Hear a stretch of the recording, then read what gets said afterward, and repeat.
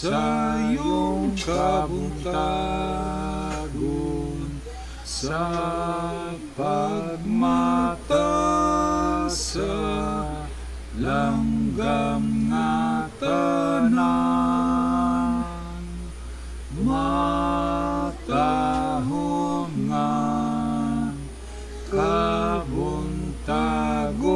misilang pagpailang nga siya kauban ko. Kuyog kang Kristo tuning sa iyong kabuntagon, magdaiguban sa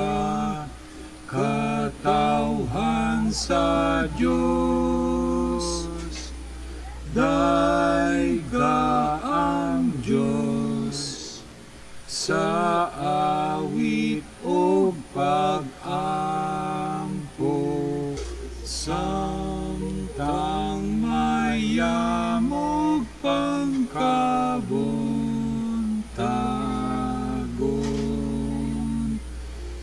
Nining kahilom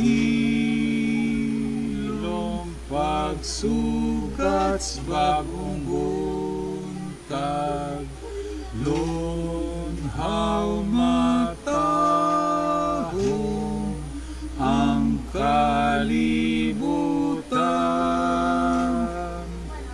busaning bulahan nga pamalanggo,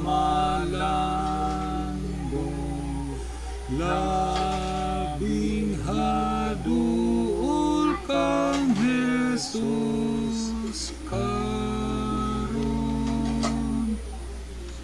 ang pagpahulay gikan sa daghang buhat, mata ko iya at sa pag-ampo, tamis ang pahulay sa kagabion, labing tamis pagmatauban siya, ang pagpahulay landong ni anang buntag, kung lawas mo pa ulay nga dayon, ni anang adlawa